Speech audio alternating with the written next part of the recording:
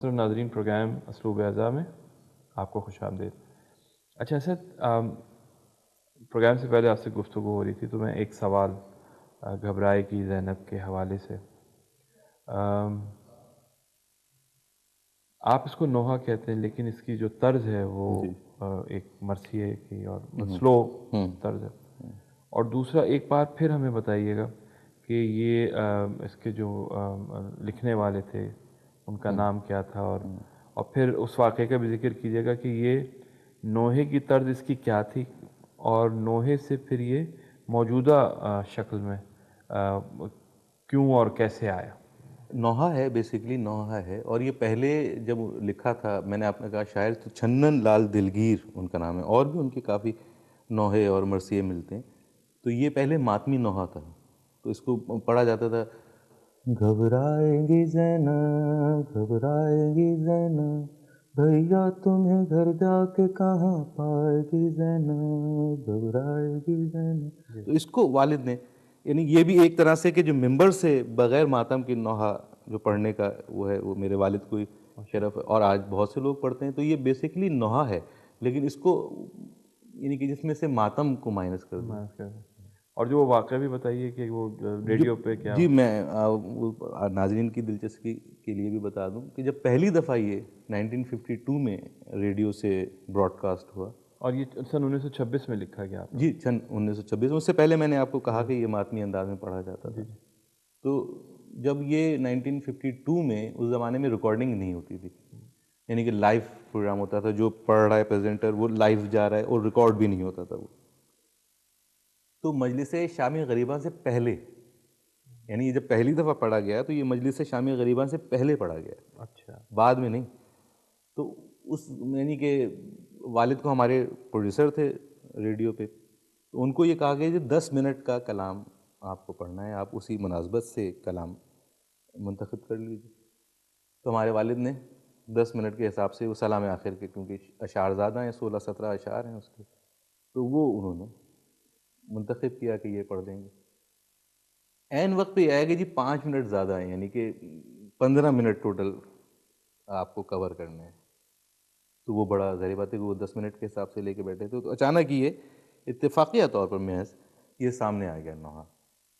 اور یہ والد کے ذہن میں ذرا سا وہ تھا کہ یہ ماتم کے انداز میں پڑھا جاتا تھا، تو اس سے ہٹ کے ماتم کو مائنس کر کے تو جس انداز میں انہوں نے پڑھا، تو وہ بس میں یہ کہتا ہوں کہ وہ قبولیت کا وقت تھا، اور کوئی میرے والد کے حصے میں یہ شرف آنا تھا کہ اتنا مشہور کلام جو آج تک ان کے، آج انتقال کو 20 سال ہو گئے، لیکن آج بھی آپ نے بھی ایک جگہ مجھے ناصر بلایا، تو مجھے بڑی بات یہ ہے کہ لوگ مجھے میرے والد کے نام سے، تو یہ 20 سال میں لوگ بھول جاتے ہیں، بالکل، لیکن آج بھی میرے باپ کو اگر 22 سال کا لڑکا بھی پہچان رہا ہے تو مجھے یہ حیرت ہوتی ہے وہ تو 2 سال کا تھا جب میرے والد کا نام۔ تو یہ میں سمجھتا ہوں کہ میں نے تھوڑا بہت اگر کچھ حق ادا کیا ہے تو یہ کیا کہ میں نے اپنے باپ کا نام زندہ رکھا۔ میرے ماشاء اللہ 5 بھائی ہیں، 5 بہنیں ہیں، لیکن یہ کہ جانا میں جاتا ہوں خاندان کے حوالے سے، یا اس حوالے سے جو شہرت ہے، جو مجھے مقام ملا، تو وہ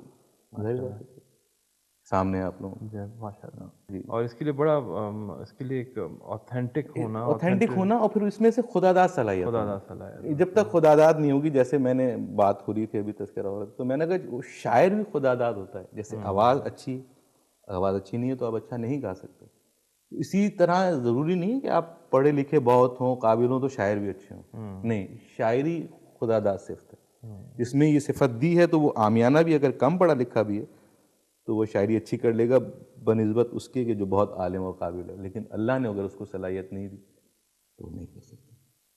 اچھا،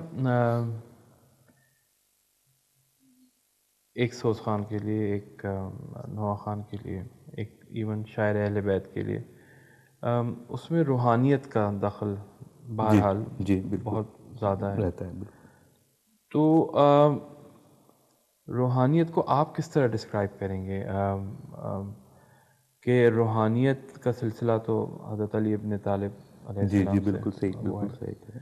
تو مجھے بتائیے کہ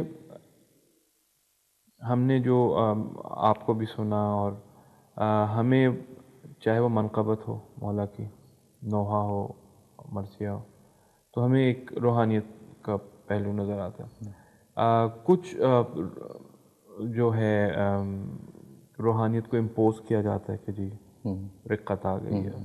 تو یہ مطلب میں چاہ رہا ہوں کہ آپ ناظرین کے لیے بتائیں کہ یہ روحانیت کس حد تک ضروری ہے ان سلسلوں میں. دیکھیے اس میں یہ جو آپ کلام پڑھ رہے ہیں اور اس میں جو تقدس رکھنا چاہیے تو اس میں تو آپ کو پہلے اپنے اوپر طاری کرنا پڑتا ہے, اپنی روح پر طاری کرنا پڑتا ہے اگر اچھا پڑھنا ہے. اگر اس معیار کا پڑھنا ہے جیسے ہمارے والد پڑھتے تھے تو وہ تو روحانیت اپنے اوپر ان کے طاری کرنا پڑتا ہے. لیکن روحانیت کا یہ مطلب نہیں کہ آپ ترک دنیا کر دیں یا چھوڑ دیں دنیا کو. ہم ظاہری بات ہے پڑھنے والا یا ہم پڑھ رہے ہیں تو دنیا سے بھی ہمارا تعلق ہے, ملنا جلنا بھی ہے لوگوں سے, لیکن اس میں یہ ہے کہ اس بات کا خیال کرتے ہیں کہ ہماری پہچان کیا ہے. ہماری پہچان حسین کی عزاداری, حسین کا ذکر ہے. تو اس میں ہم محتاط یہ رہتے ہیں کہ کوئی ایسی بات نہ ہو کہ جس پہ کوئی انگلی اٹھا سکے کہ یہ ذاکر حسین ہے. تو یہ بس ان چیزوں کا خیال کرنا پڑتا ہے. باقی روحانیت تو ہے, جو آپ کلام پڑھ رہے ہیں اور جو اس طرح مقبول ہو رہا ہے تو جب تک روحانیت نہیں ہوگی, جب تک آپ اپنے اوپر طاری نہیں کریں گے تو وہ مقام اس کو نہیں مل پائے گا, وہ عزت آپ کو وہ نہیں مل پائے گی. روحانیت کا تعلق تو جی بالکل. اچھا تقریباً ہم اینڈ کی طرف جا رہے ہیں. مجھے بتائیے کہ آپ جیسے میں پہلے بھی ذکر کیا کہ ٹیکنالوجی اور میڈیا کا کیا کنٹریبیوشن ہے. مطلب اب ہر چیز ڈاکیومنٹ ہو رہی ہے. اس میں بہت اس حد تک ہے کہ دیکھیے آج نشتر پارک میں جیسے جو مجلس ہوتی ہے وہ پوری دنیا میں نیٹ پہ لوگ بیٹھے ہوئے سن رہے ہیں. پہلے وہ جو وہاں پر موجود ہوتے تھے 4-5 ہزار لوگ, اور اس کے بعد جو ٹیپ کرتے تھے پھر کہیں, تو یہ تو تعلق ہے کہ ایک لمحے میں کروڑوں لوگوں تک میسج پہنچتا ہے. تو یہ تو اس میں میڈیا کا بڑا پازیٹیو وہ ہے. اور اس میں بھائی حسین کا ذکر تو پہلے بھی ہوتا تھا, جب میڈیا نہیں تھا تو ہر جگہ ہوتا تھا, لوگ پہنچتے تھے, دقتوں سے ذکر کرتے تھے. لیکن اب سہولت ہو گئی تو میڈیا کا بڑا کنٹریبیوشن ہے. اور اس میں کہتا ہوں بڑا, لیکن اس ایک حد تک یہ زیادہ شو آف نہ ہو اس میں. باقی میڈیا کا بہت کنٹریبیوشن ہے. جی اچھا, اس میں آپ ہادی ٹیلی ویژن کو کس تناظر میں دیکھتے ہیں؟ بہت ہادی میں بڑا متاثر ہوا ہادی ٹیلی ویژن سے, اور پھر یہ کہ ایک آواز پاکستان میں اس حوالے سے بھی بڑا ماڈریٹ ہے اور بہت بہت اچھا کام کر رہے ہیں. جتنا میں نے دیکھا اس کو بہت اچھا. اچھا آپ کی کیا ایکسپیکٹیشنز ہیں, مطلب اگر آپ ہیں کوئی نئی نسل کے ساتھ, یا آپ کیا پیغام ان کو دینا چاہیں گے؟ ہے تو یہ ایک بہت عامیانہ سوال, لیکن اوبیسلی آپ کس رنگ میں دیکھنا چاہتے ہیں ایک عزادار حسین کو؟ دیکھیے ایک تو یہ چیز ہے کہ میں نے پہلے بھی اپنے تذکرے میں کہا کہ یہ جتنے بھی پڑھنے والے ہیں میری ان سے درخواست یہ ہے, اور اس کو کمرشل نہیں کیجیے. جو در سے مل رہا ہے وہ لے لیجیے. جو ظاہری بات ہے مایوس نہیں کرتے حسین کبھی بھی اپنے ساتھ. اچھا سر, یہ بتائیے کہ یہ تو سلسلہ آپ کے والد صاحب تک پہنچا, آپ نے کچھ ایسا اہتمام کیا کہ آپ کی اولاد تک؟ جی میری کوشش تو ہے یہ, باقی مولا قبول کریں. اور ان کا کیا ریئیکشن ہے بچوں کا؟